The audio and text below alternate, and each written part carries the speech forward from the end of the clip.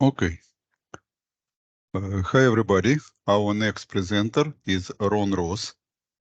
And Ron is frequently called the father of business rules. And because he was among the first people who started this movement. He's also the founder of highly popular Business Rules Forum. Now it became the BBC conference. And Ron always concentrates on the meaning of things and cares less of their technical representations. In his new book, Rules Shaping Behavior and Knowledge, it's a very interesting book, what I will highly recommend you to read. He deals with the question of how to communicate business knowledge and how simply to mimic human intelligence. So it's certainly highly related to what we discussed yesterday and today and probably tomorrow. And that's why it's especially interesting to hear Ron's take on the latest progress with generative AI. Ron, take over. Thank you, Jacob. It's always an honor to be included in the Decision Camp. I look forward to it, and great to see familiar faces. And as we just discussed, there's so much going on. It's so interesting. Keep us busy for the rest of our lives, I'm sure. So today I'll be speaking from a different point of view, though, than what you've been hearing. Jacob asked me to talk about my new book, so that's what I'm going to do. By the way, let's please hold questions until the end. Since the perspective is different, let me kick off things here with some important positioning. I want you to clearly understand where I'm coming from and where I'm going in this.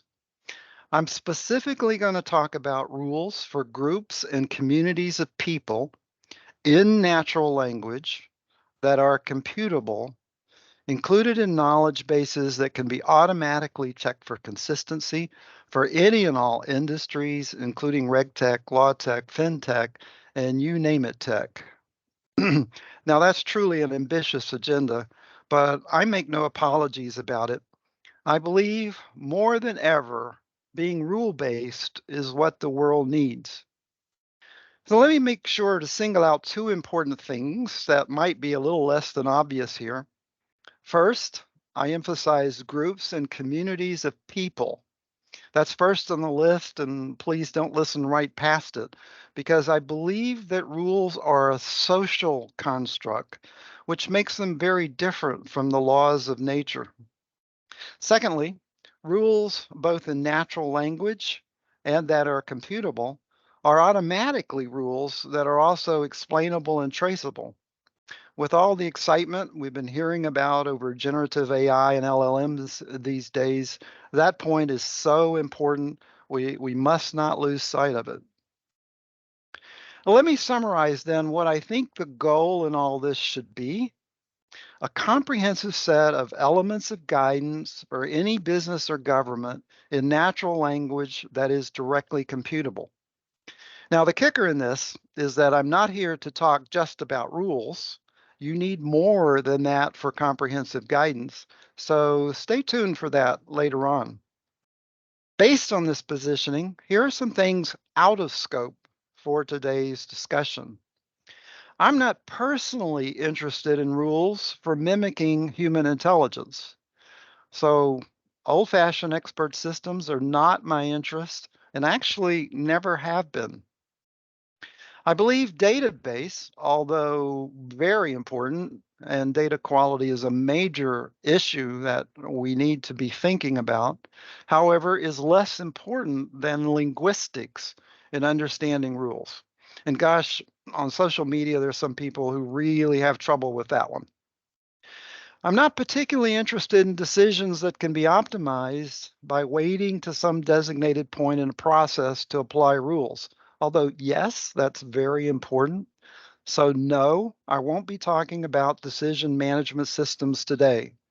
So for some of you, that could be a disappointment, but I think there's a broader field to plow here. So that's what I'm going to try to do.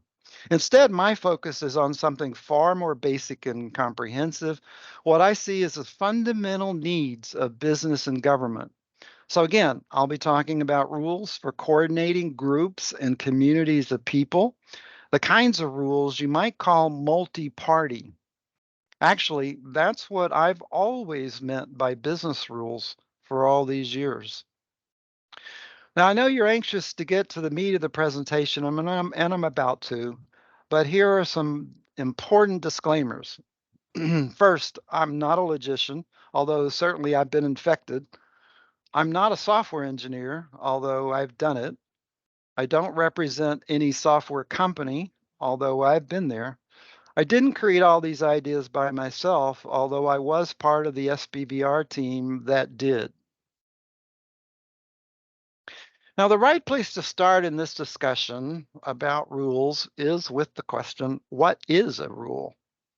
For groups and communities of people, a rule is a desired state of affairs, specifically either a necessity or an obligation.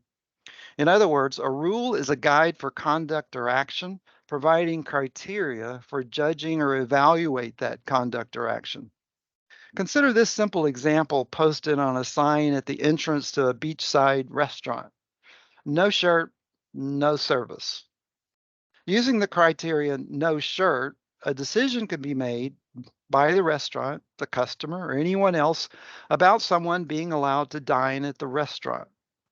As this example suggests, a rule always tends to remove a degree of freedom.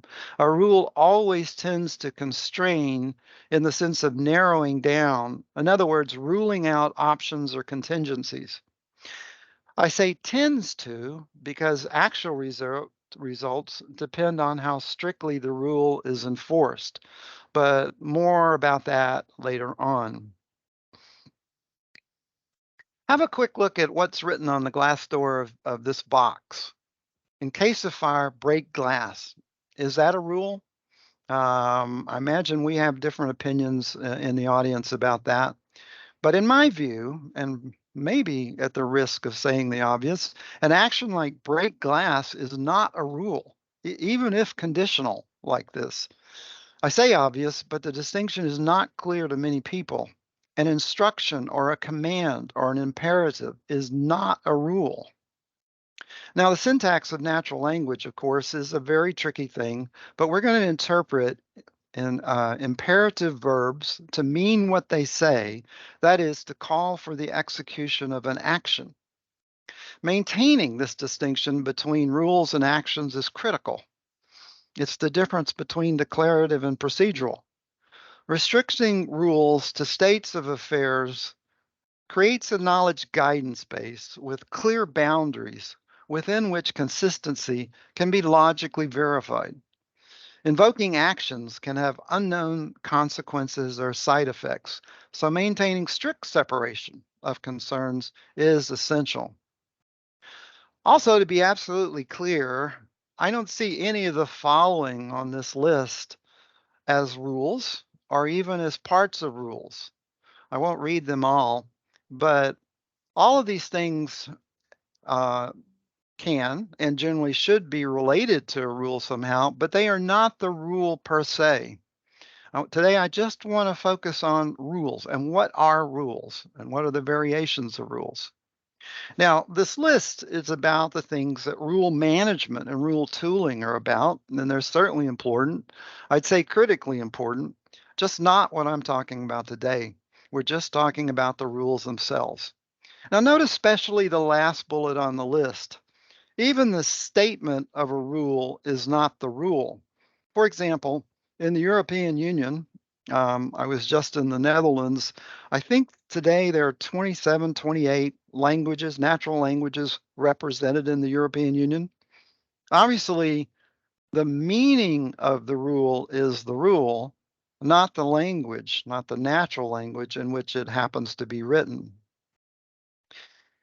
In this presentation, what I'm going to do is to survey 7 kinds of rules, or more precisely, 7 kinds of guidance. We'll start off with inference rules simply because many professionals, and probably all of you, are most familiar with them.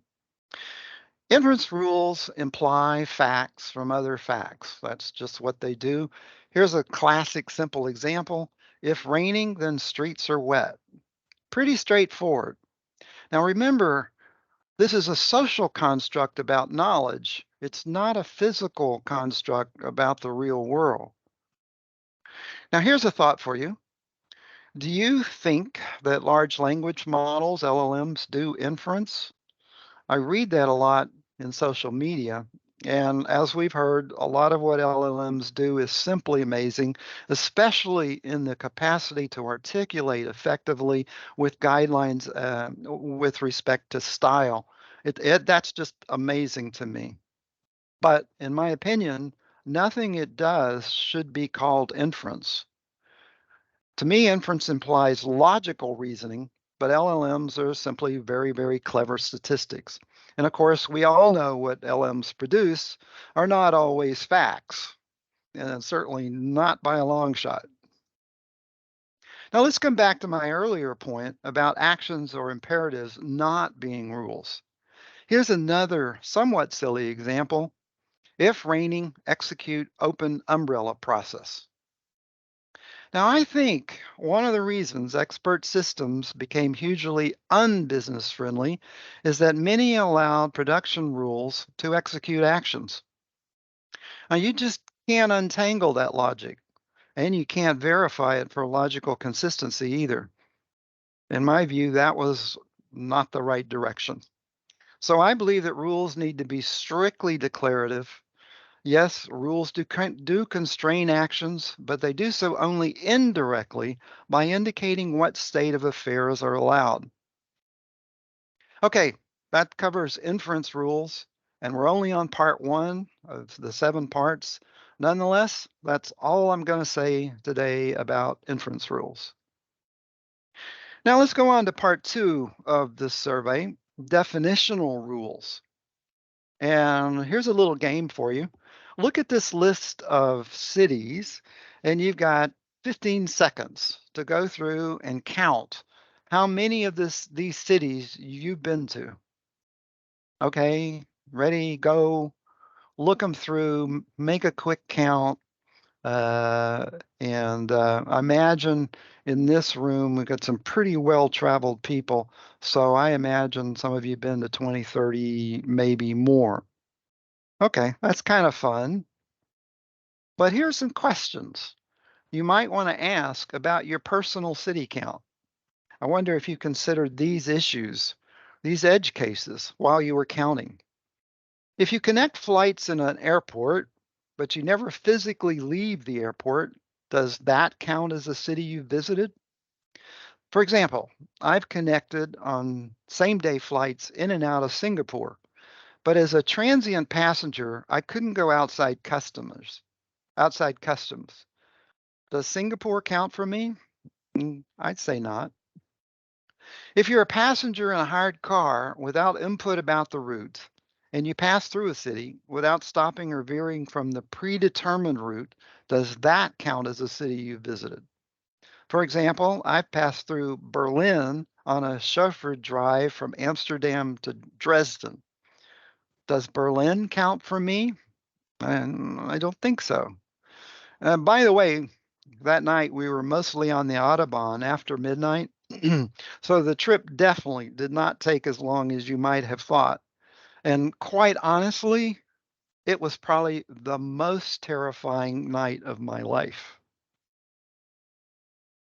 Okay, suppose you're on a cruise ship that has an outbreak of the pandemic and you've anchored at a port, but you can never leave the ship. Does that city count?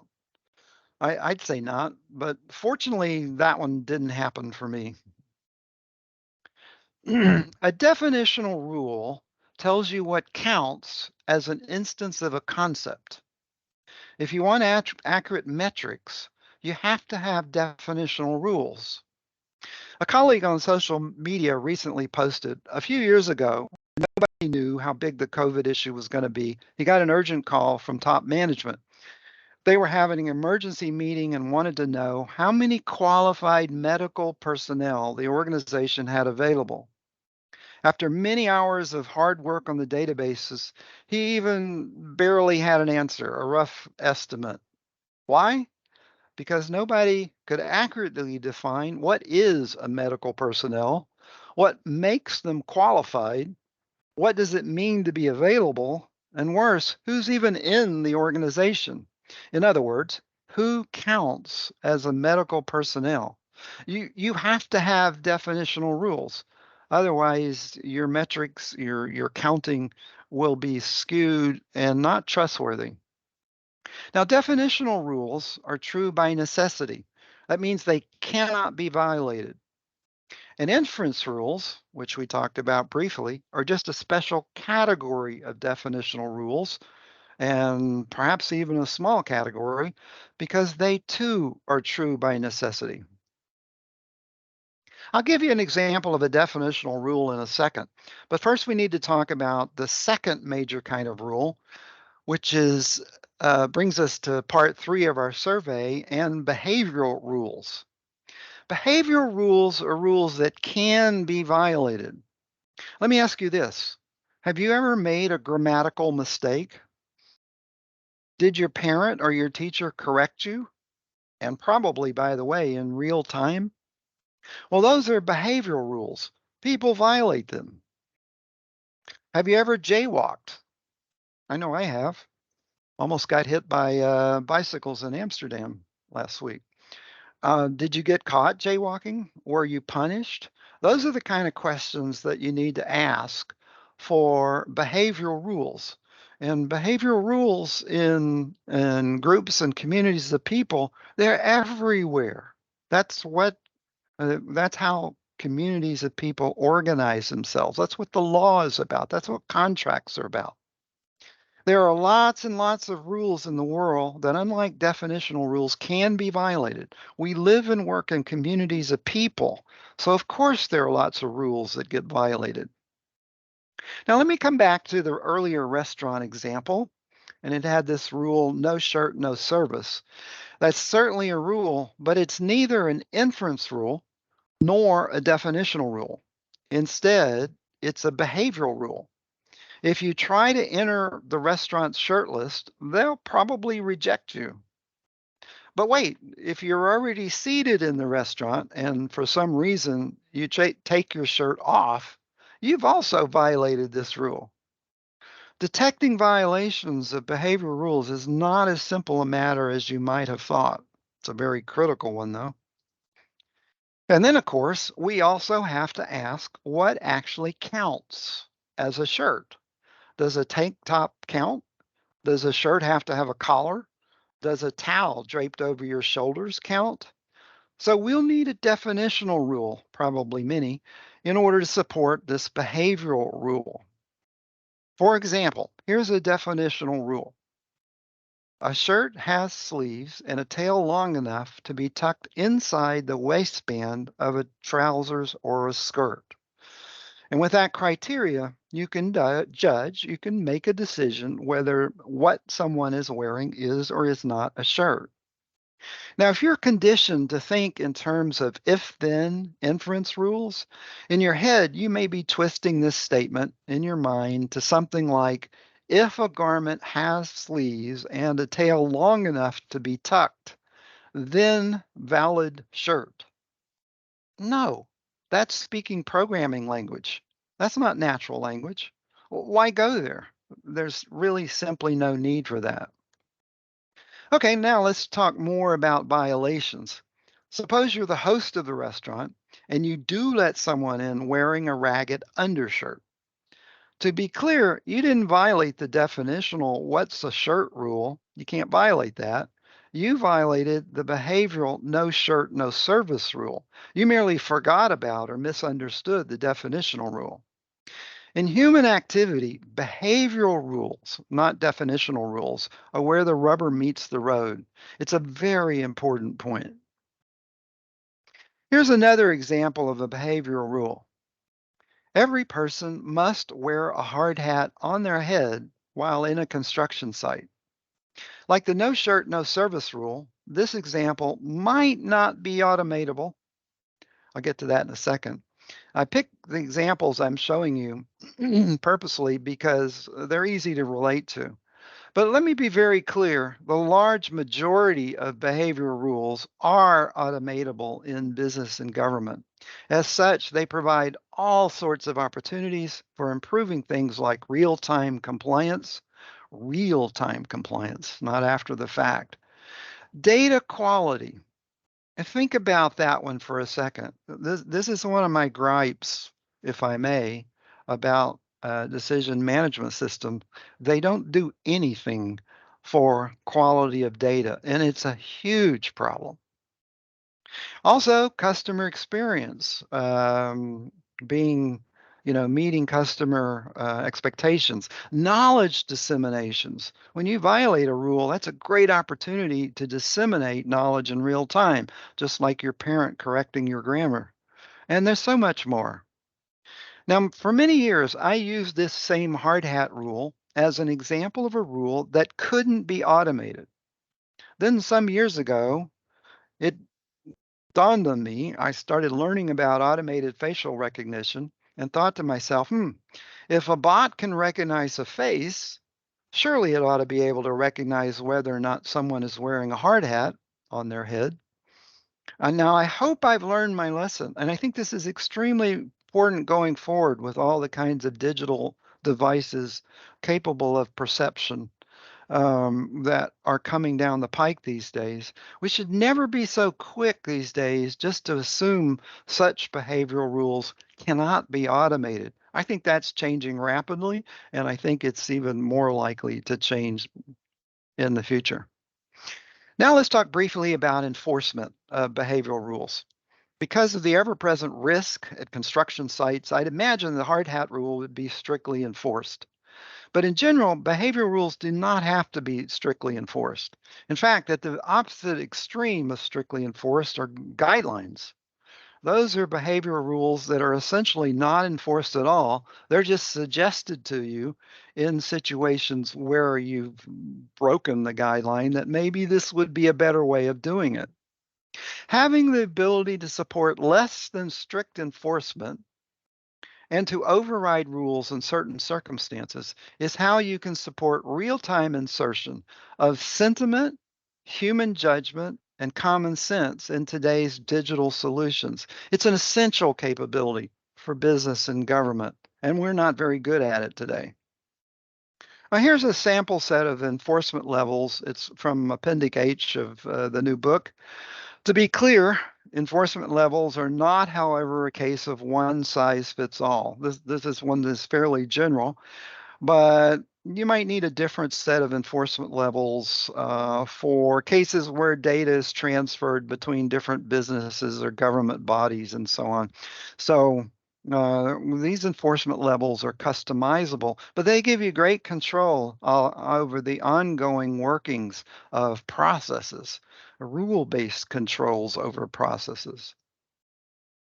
Okay, so here we now have two basic kinds of rules.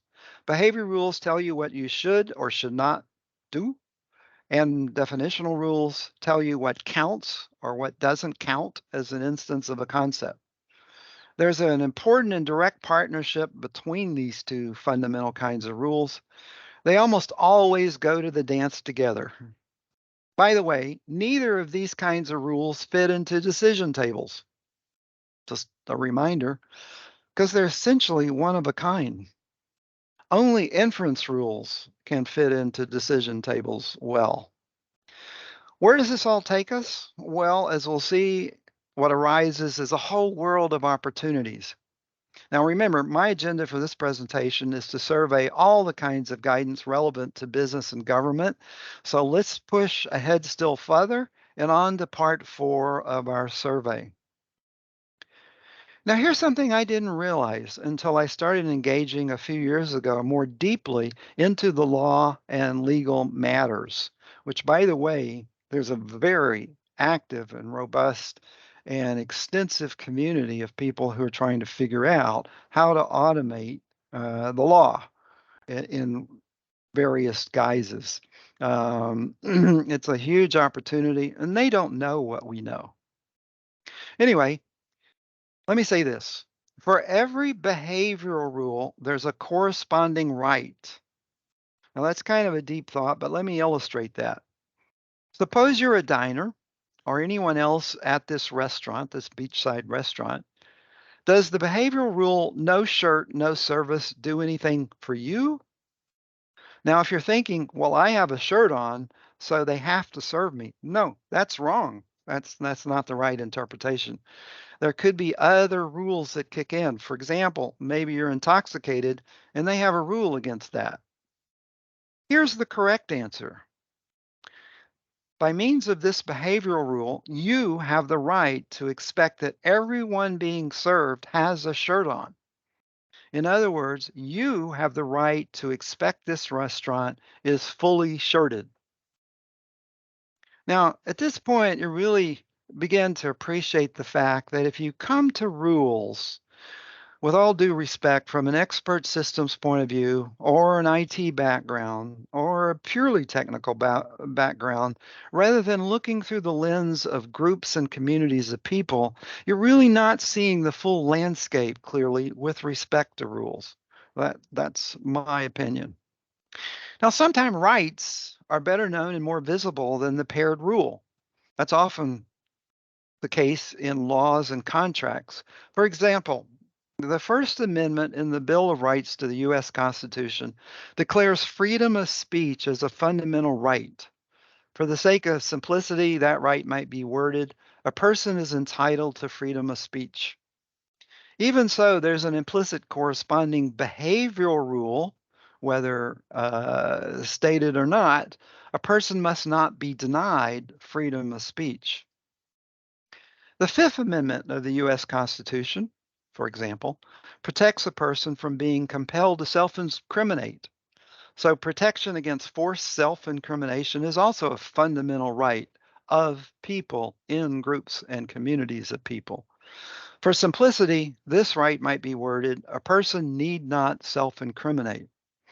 Again, there's an implicit corresponding behavioral rule a person must not be required to self incriminate. By the way, there's no escaping definitions and definitional rules ever. The semantics are critical for understanding what you're trying to shape in terms of behavior and knowledge. For example, what does the term freedom of speech mean?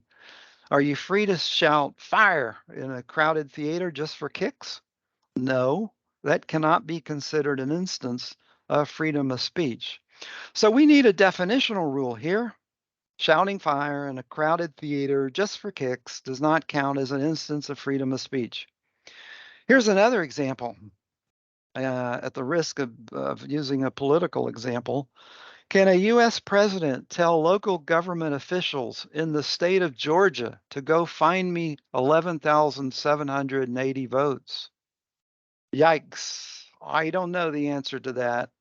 I think we might find out. Who knows? But that's what's called case law. That's what it's called in the US, and that's what that's all about.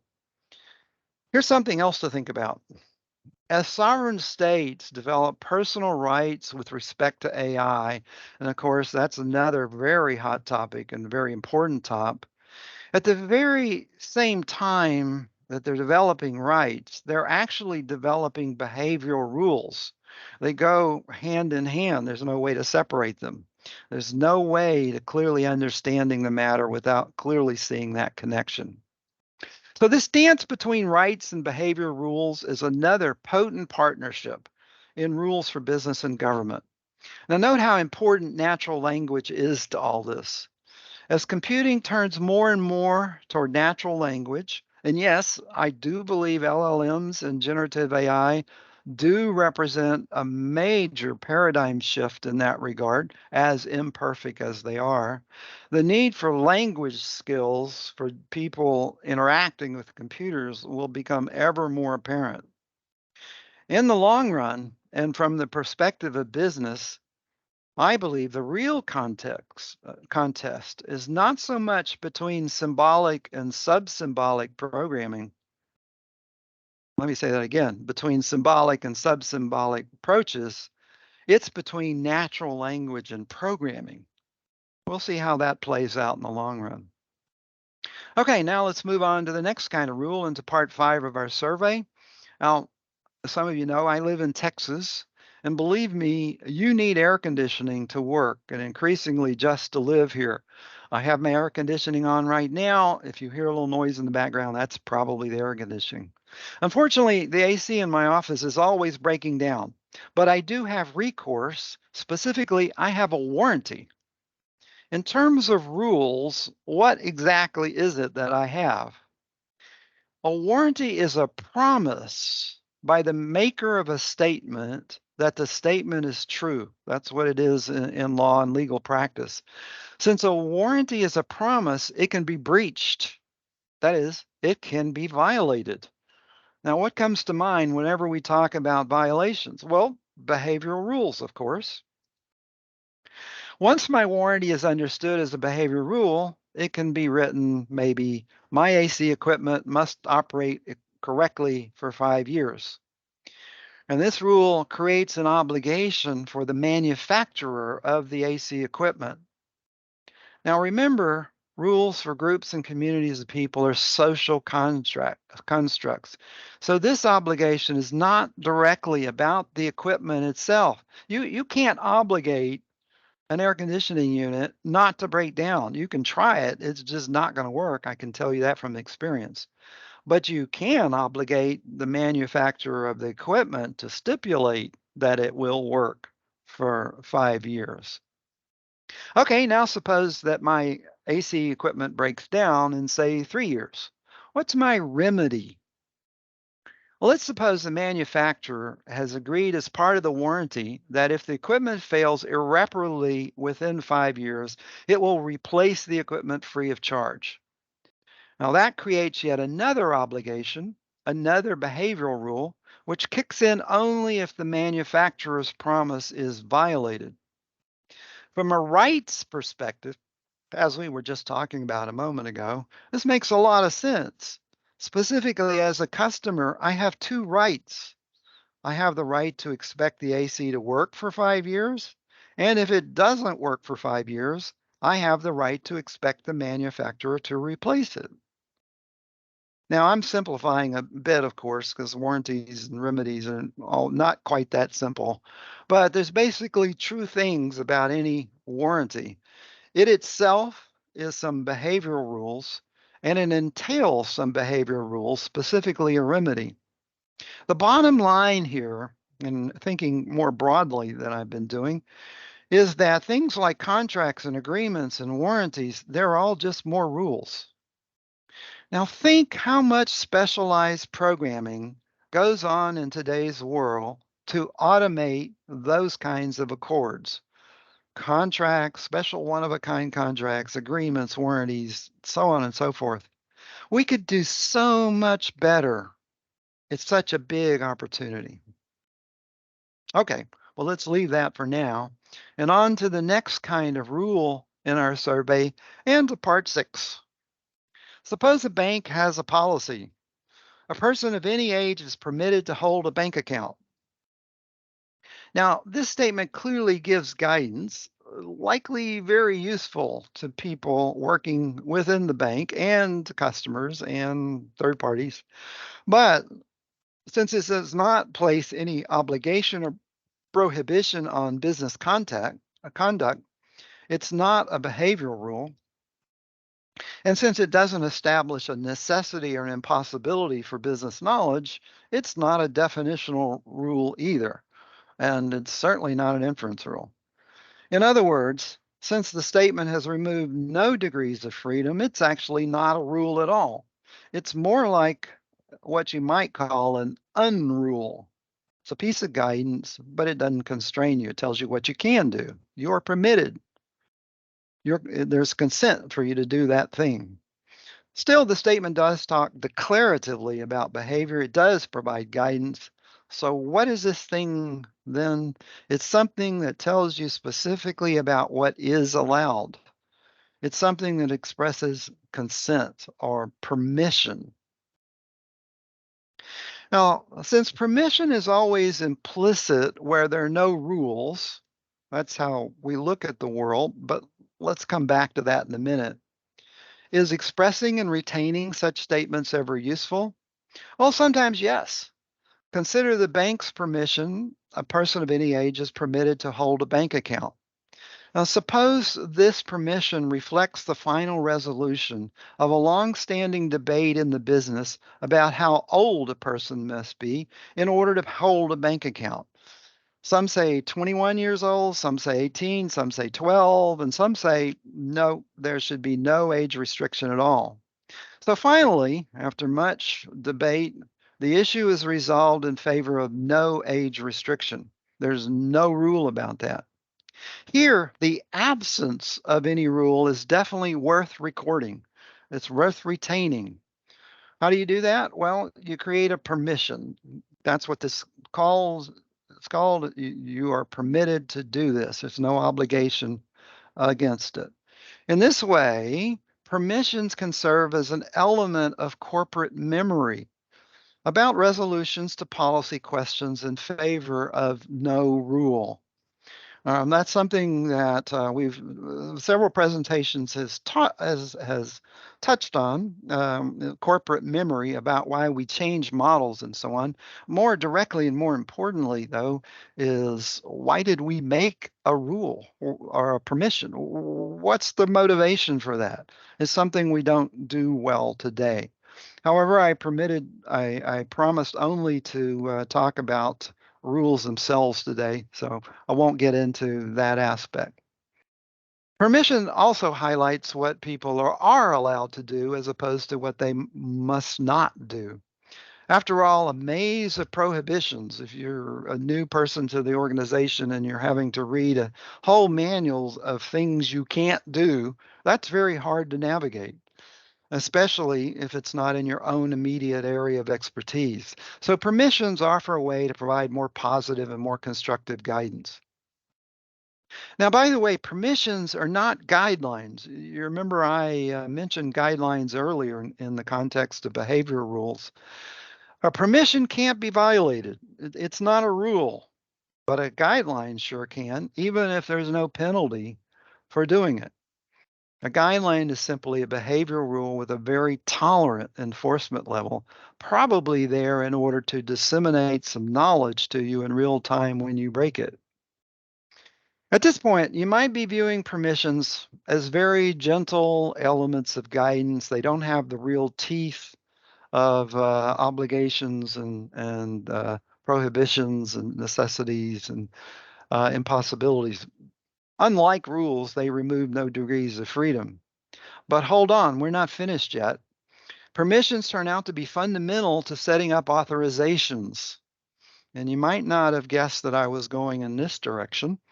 But our seventh and final area of guidance to survey today, and surprisingly, it's simple and straightforward to do, is to look at authorizations. To understand how authorizations can work in this setting, we need to dig a bit deeper into the semantics of rules. And the big question that we haven't examined about rules so far is what kind of world are we living in? Well, the answer generally and somewhat academically is that we live in what you might call an optimistic world. An optimistic world can be expressed like this: there are no rules until you say there are rules.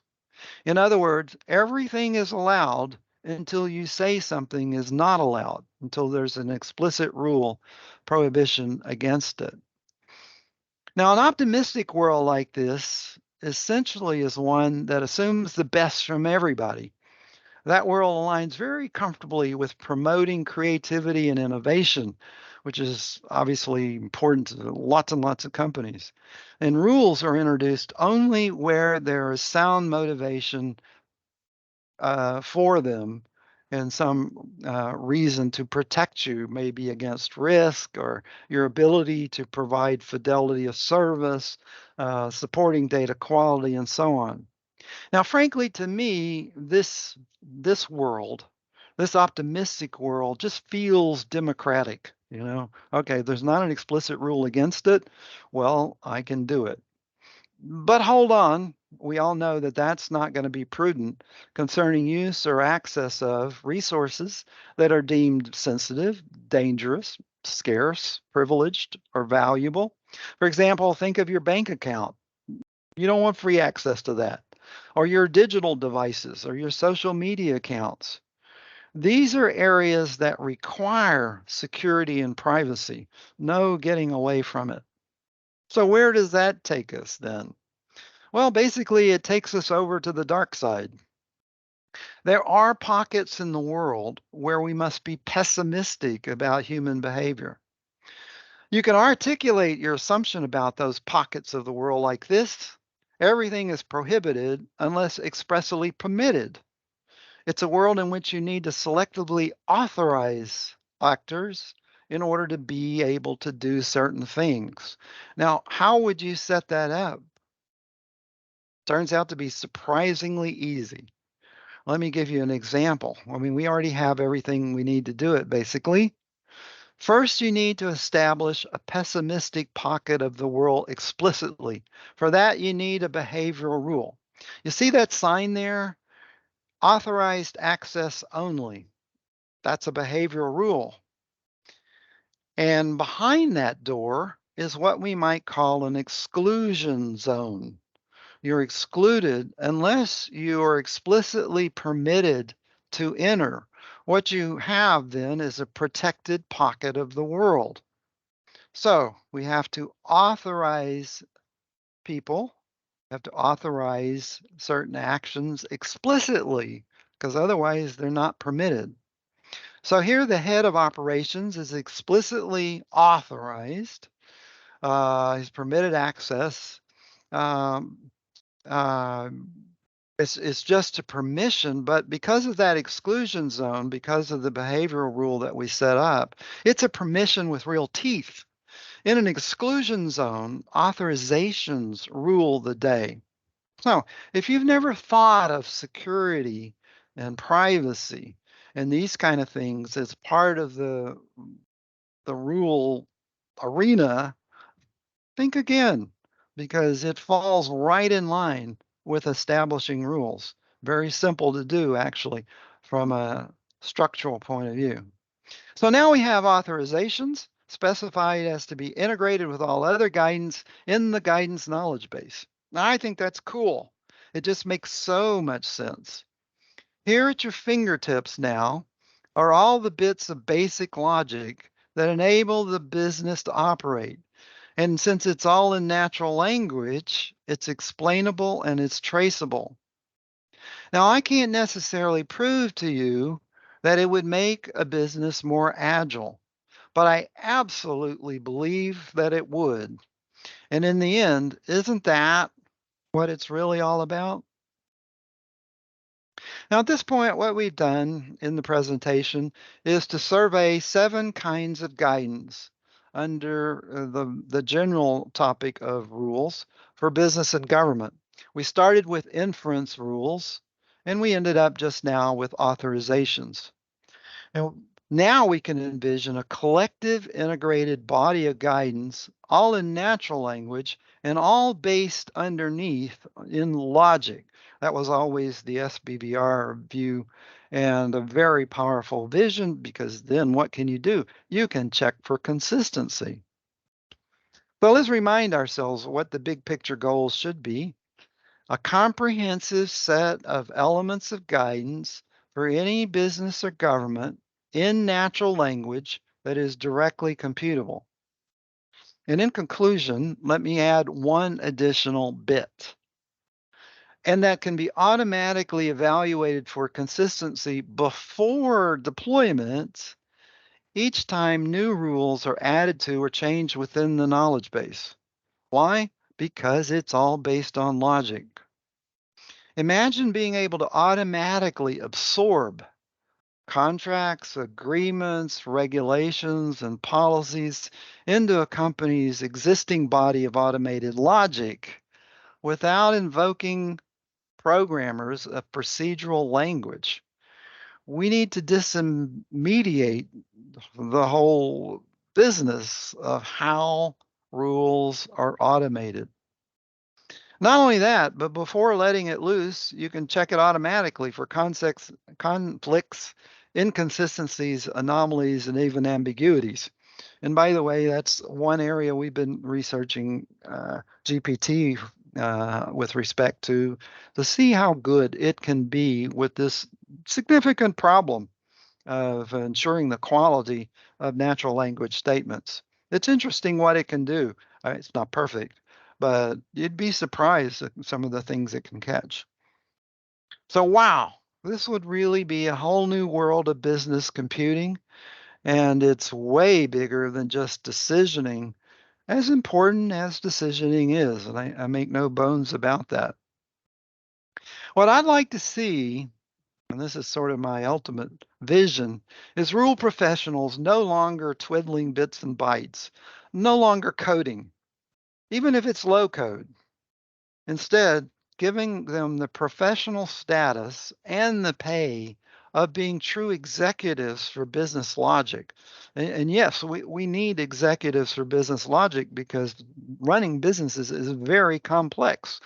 The more regulated, the more complex. But if you have contracts and agreements, and subject to all sorts of things like that, it's complex. And we do such a poor job today of automating, integrating, absorbing, and vetting, and rolling out software in order to support that. It's a major hindrance, and we pay a huge price for it. Today, we mostly depend on software engineers to interpret and hand code all the stuff I've talked about, with the exception of inference rules and decision tables. And even there, we've heard today some questions about, whether we're being declarative or procedural about that in some cases. Having to hand code all this stuff in traditional, mostly procedural programming languages. We can't afford to keep doing that, ultimately. Down the road. It's a dead end. It's too time consuming. It's too resource consuming. And it's too error prone in an increasingly risky world. It's simply time for a better approach. And I've always hoped that this message would be one that finds the home of people who are concerned about it, along with fixing data quality and real-time compliance and disseminating knowledge in real time and all the other things that we can do if we were to support behavioral rules properly. Okay, that's my message for you today. And as you can tell, I feel strongly about it. But to me, this is what business rules have always been about. And so you get some sense that there's, difference within the community about, directions to take. But it's all good. Everything is pulling toward more powerful solutions. And I salute everybody at DecisionCAMP for their contributions in this important area. Okay, thank you very much. Okay. Thank you, Ron. Very, very interesting, and certainly brings different perspective.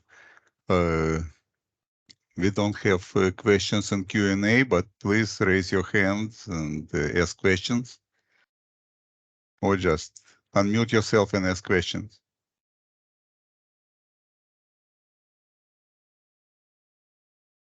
Yeah.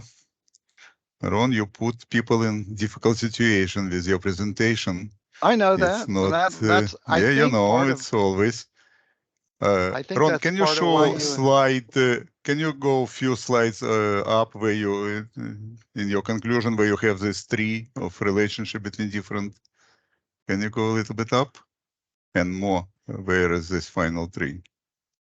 And more, one more. Yeah, and one more. Yeah, what is interesting, as you know, is that today generative AI can provide summaries of YouTube, summaries of articles. And I just, when you did this presentation and you get to this final slide with this tree, I wonder if we give your presentation to generative AI without slide with conclusion, would it build the proper graph what you built manually?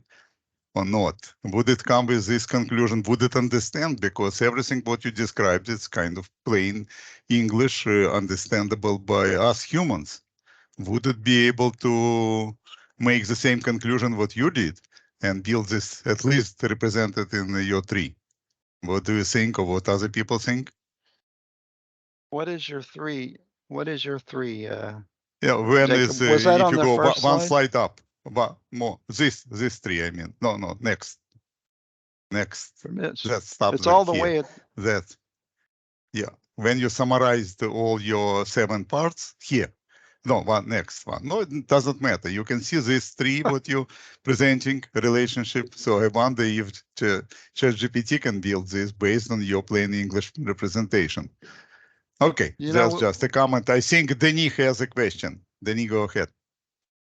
Well, it's a question and not. So I really like how you structured all this, and I think it's a very useful way of looking at all these different, in particular, law and regulations, and that's certainly something that Tom and I will talk about this afternoon. But one question that pops to mind, Jan's presentation basically shed a light on the fact that we can use natural language and natural language categorization to guide automated decision, and we get better results when we do that in terms of automation or resolution. Do you think we need to go from a text of law of regulation to this kind of structured concept map and rules so that then we can actually act or execute on it? Or do you think we can do it directly from language? Obviously not today. I'm trying to see what you're thinking, whether the intermediary artifacts are required so that we classify all these different statements as either behavioral or permissions or warranties, and then know how to deal with them in a logical sense. we haven't experimented with doing exactly that in terms of going through, a set of documents and identifying, from a contractual obligations, what would be definitional rules, what would be behavioral rules. I imagine you could get a good start on that because a lot of contracts are written such that they have definitional criteria and computational criteria, and they have obligations and rights of the parties. I mean, that's what a contract and an agreement is. We haven't specifically tried to do that because our clients are interested more in, at this point, search. I won't say search, it's discoverability. And Jan was very careful to talk about the precisions of answers, and I certainly applaud that. But in a huge body of documents, just being able to find relevant uh, sets of text and to weave them together, and also provide the people who have to maintain the work narratives, drafts, so you don't have to look at a blank piece of paper. That's a more immediate concern to them. And so we've focused a lot on that. And in the process, playing with looking for ambiguities and contradictions and so on and so forth. And, some pleasant surprises, but it's not perfect. So I've always said anything bots can do to help writers, because people have to still write these documents. I mean, you can push it upstream, but somebody's going to write those documents, to help them not have to start from a blank piece of paper, but something, a draft, is very useful. And to me, that's right. That's much more on target what GPT was intended, as the best I can figure out, was intended. It's a writing tool. And Gladys Lamb, my business partner, calls it an incompetent secretary, which I think is a great name for it, because and I'll give you an example of that, which is I just took a tour of a driving tour of France to find World War II battlefields. and so on. I was looking for the grave of an uncle, great uncle who died in World War I, and I found the grave. But we asked ChatGPT to give us a itinerary to sort, to go from one place to the next, because we wanted to cover a lot of places in a very short period of time.